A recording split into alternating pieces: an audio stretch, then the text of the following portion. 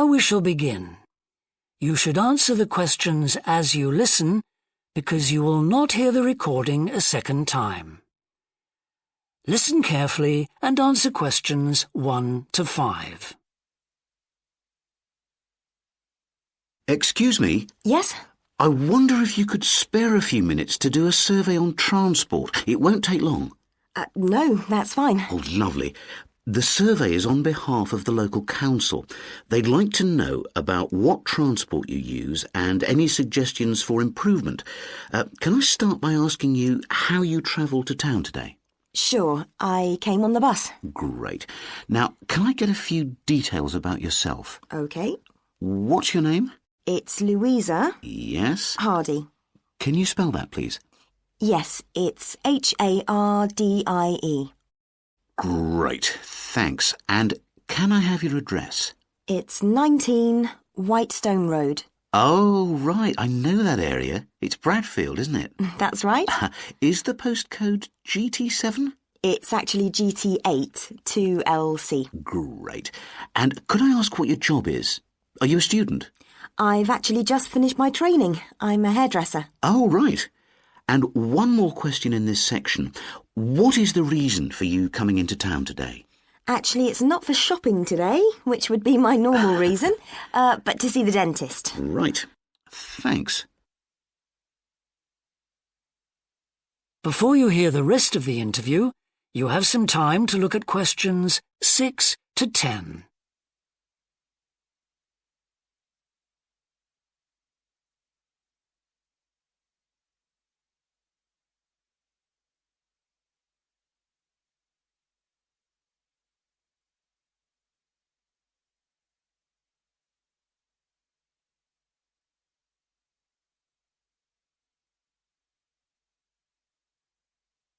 Now listen and answer questions 6 to 10. Now, in this last section, I'd like you to give us some ideas about the facilities and arrangements in the city for getting to and from work. Any suggestions you have for improvements? Well, something I've thought about for some time is that when I do walk and I'm doing a later shift, I think the lighting should be better. Yes, good point. And of course, I think it's a real shame they've been cutting down on the number of footpaths. They should have more of those. Then people would walk more. Yes, right. And I don't think there are enough trains. That's why I don't use them. You have to wait so long. Thanks. And finally, I'd like to ask your opinion on cycling. As you may know, there's a drive in the city to get more people to cycle to work. Right. But we realise that there are things which the council, but also employers, might do to help encourage workers to cycle to work. Yeah. Well, I have thought about it, and where I work, there are no safe places to leave your bikes. OK. And also, I'd have to cycle uphill, and on a hot day, I'd arrive at work pretty sweaty, so I think I'd need a shower somewhere at work. Right. And I suppose the last thing is that I wouldn't be all that confident about cycling on such busy roads. I think I'd like to see you offering training for that. You know, I'd feel a lot better about starting if that was the case. Well, that's very helpful. Thank you very much for your time. No problem. Bye. That is the end of section 1. You now have half a minute to check your answers.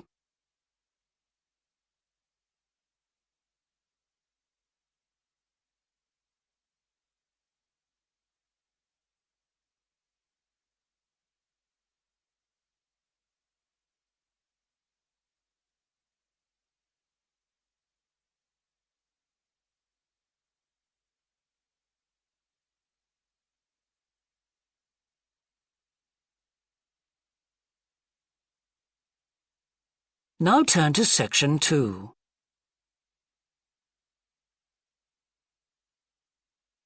Section 2. You will hear a representative of a city council giving information about 2 new facilities which are opening soon in the city. First, you have some time to look at questions 11 to 14.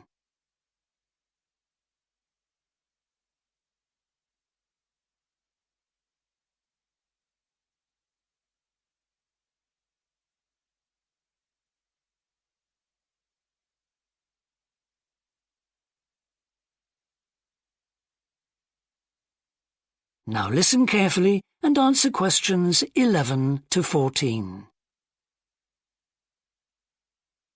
Good morning. I'm very pleased to have this opportunity to say a little about two exciting new developments in the city: the Brackenside open-air swimming pool and the Children's Adventure Playground in Central Park. As many of you may know, the idea for these initiatives came from you, the public, in the extensive consultation exercise which the City Council conducted last year. And they have been realised using money from the SWRDC, the South West Regional Development Commission. First of all, Brackenside Pool. As many of the older members of the audience will remember, there used to be a wonderful open-air pool on the seafront 30 years ago, but it had to close when it was judged to be unsafe. For the design of this new heated pool, we were very happy to secure the talents of internationally renowned architect Ellen Wendon, who has managed to combine a charming 1930s design, which fits in so well with many of the other buildings in the area, with up-to-the-minute features such as a recycling system, the only one of its kind in the world, which enables seawater to be used in the pool. Now, there's been quite a bit of discussion in the local press about whether there would be enough room for the number of visitors we're hoping to attract, but the design is deceptive, and there have been rigorous checks about capacity. Also, just in case you were wondering, we're on schedule for a June the 15th opening date, and well within budget, a testimony to the excellent work of local contractors Hickman's. We hope that as many people as possible will be there on June the 15th. We have engaged award-winning actress Coral White to declare the pool open, and there'll be drinks and snacks available at the poolside. There'll also be a competition for the public to decide on the sculpture we plan to have at the entrance. You will decide which famous historical figure from the city we should have. Before you hear the rest of the talk, you have some time to look at questions 15 to 20.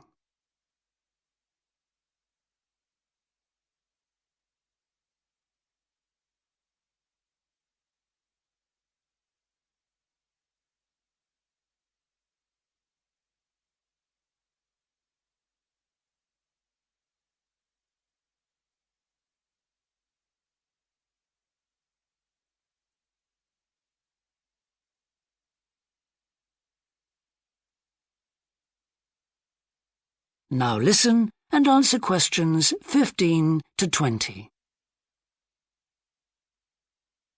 And now, moving on to the Central Park Playground, which we're pleased to announce has just won the Douglas Award for Safety. The news came through only last week. The unique design is based on the concept of the global village, with the playground being divided into 6 areas showing different parts of the world, each with a representative feature. For example, there is a section on Asia, and this is represented by rides and equipment in the shape of snakes, orangutans, tigers and so on, fauna native to the forests of the region. Moving south to the Antarctic, we couldn't run to an ice rink, I'm afraid, but opted instead for climbing blocks in the shape of mountains. I thought they could have had slides for the glaciers, but the designers did want to avoid being too literal. Then on to South America. And here the theme is El Dorado, games replicating the search for mines full of precious stones. And then, moving up to North America, here there was considerable debate. I know the contribution of cinema and jazz was considered, but the designers finally opted for rockets and the International Space Station. Eastwards to Europe then, and perhaps the most traditional choice of all the areas, medieval castles and other fortifications. Then last but not least, moving south to Africa, and a whole set of wonderful mosaics and trails to represent the great rivers of this fascinating and varied continent. Now, the opening date for our global playground is the 10th of July, and again, we'd love to see you there. So, make a date and come and see this magnificent, original new amenity right in the heart of the city. That is the end of section 2. You now have half a minute to check your answers.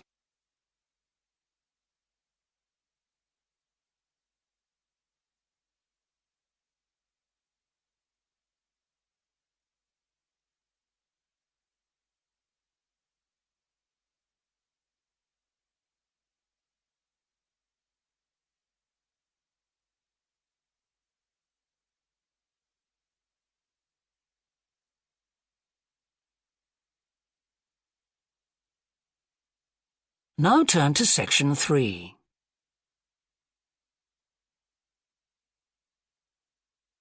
Section 3. You will hear two anthropology students called Victor and Olivia discussing their joint presentation about a Norwegian explorer called Thor Heyerdahl. First, you have some time to look at questions 21 to 24.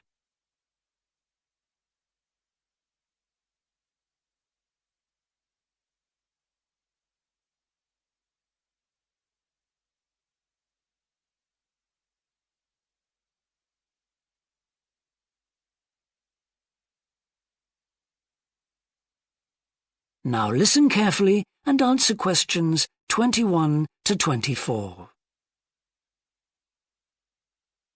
Right, well, for our presentation, shall I start with the early life of Thor Heyerdahl? Sure. Why don't you begin with describing the type of boy he was, especially his passion for collecting things? That's right. He had his own little museum. And I think it's unusual for children to develop their own values and not join in their parents' hobbies. I'm thinking of how Heyerdahl wouldn't go hunting with his dad, for example. Yeah, he preferred to learn about nature by listening to his mother read to him. And quite early on, he knew he wanted to become an explorer when he grew up. That came from his camping trips he went on in Norway, I think. No, it was climbing that he spent his time on as a young man. Oh, right. After university, he married a classmate, and together they decided to experience living on a small island to find out how harsh weather conditions shaped people's lifestyles. As part of their preparation, before they left home, they learnt basic survival skills, like building a shelter. I guess they needed that knowledge in order to live wild in a remote location with few inhabitants, cut off by the sea, which is what they were aiming to do. An important part of your talk should be the radical theory Heyerdahl formed from examining mysterious ancient carvings that he happened to find on the island. I think you should finish with that. Okay. Before you hear the rest of the discussion, you have some time to look at questions 25 to 30.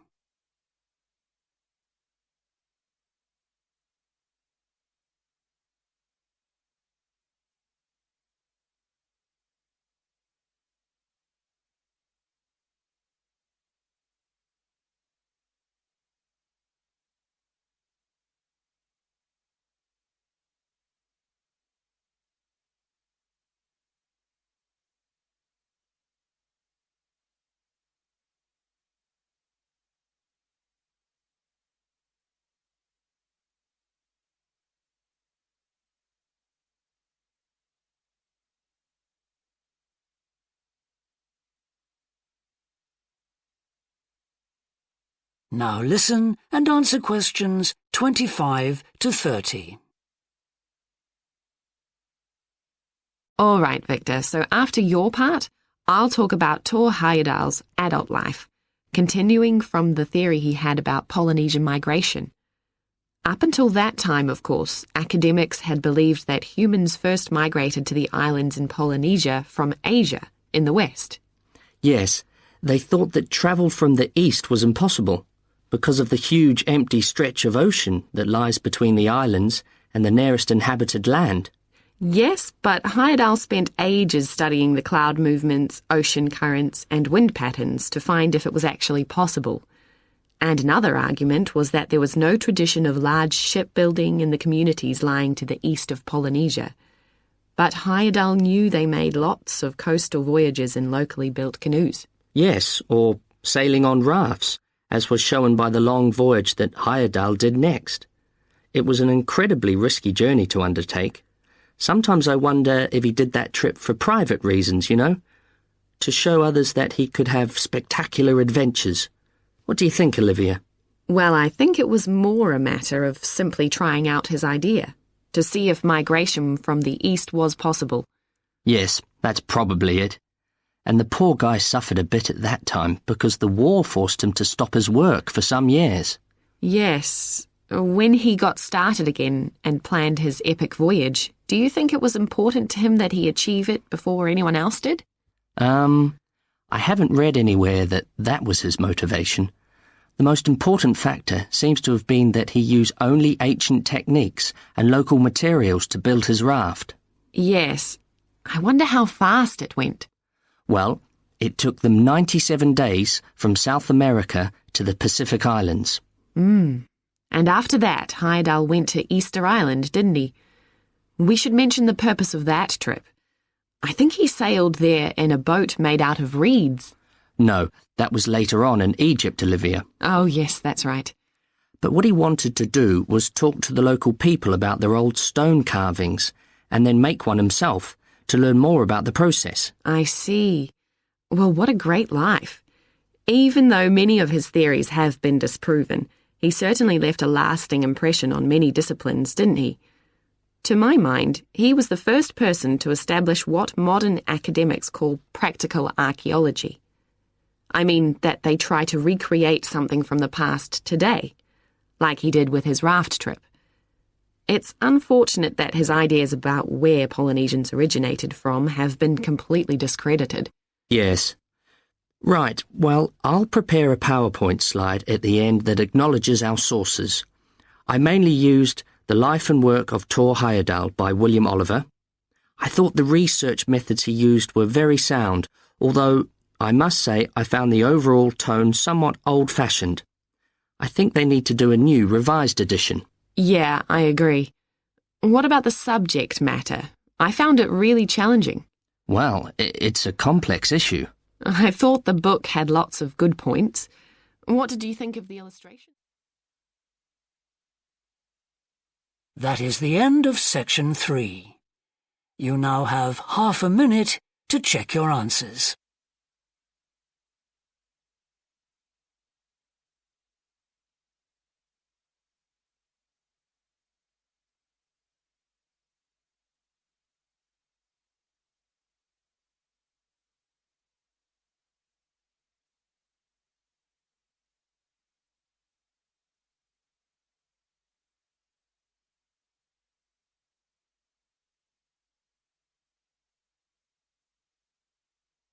Now turn to section 4.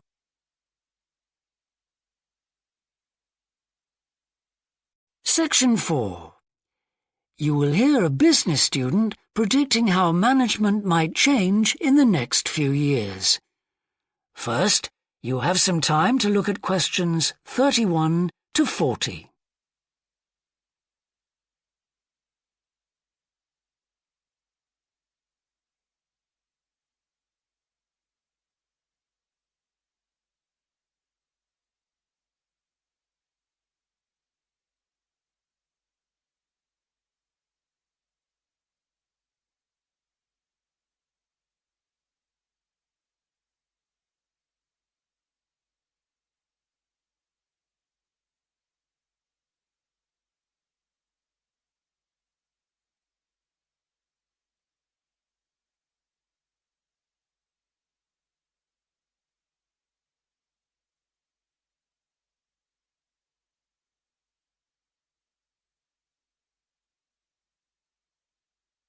Now listen carefully and answer questions 31 to 40. Well, I've been talking to managers in a number of businesses and reading surveys about the future of management. And what I'm going to present in this seminar is a few ideas about how the activity is likely to change in the next 10 years. It isn't a scientific statistical analysis, just some ideas for us to discuss. One area I want to mention is business markets, and I'm sure a really significant development will be a major increase in competition, with companies from all around the world trying to sell similar products. Consumers will have much more choice. For instance, food products sold in Australia might be manufactured in the USA, China, Finland, and dozens of other countries. At the same time, mergers and takeovers mean that governments are actually losing power to major global corporations. We can probably all think of companies that exert a great deal of influence, which may be good for consumers. A third point I want to make about markets is that in the rapidly expanding economies, such as India, China, Brazil, and Russia, demand is growing very fast. This is putting pressure on resources all over the world. I think businesses are becoming more open to external influences. In particular, companies are consulting customers more and more before making their business decisions.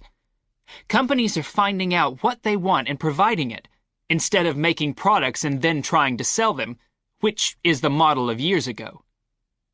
Another influence is that concerns about the environment will force manufacturers to extend product life cycles to reduce the amount of pollution and waste. And, in some cases, regulation will need to be strengthened. Many societies are much more fluid and democratic, and the structure of companies is changing to reflect that. I think we're going to see a greater emphasis within companies on teams created with a specific project in mind. And when they're completed, the teams will be disbanded and new ones formed. More and more people see work as simply one part of their lifestyle, and not the most important one. And as the workforce is shrinking in some countries, businesses are having to compete for staff instead of being able to choose among a lot of applicants. Typical examples that will attract and retain staff are traditional ones like flexible hours and, something that has been made possible by advances in technology, remote working, with people based at their home, abroad, or almost anywhere they choose.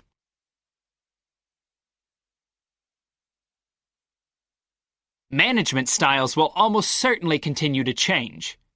Senior managers will require a lot more than the efficiency that they've always needed.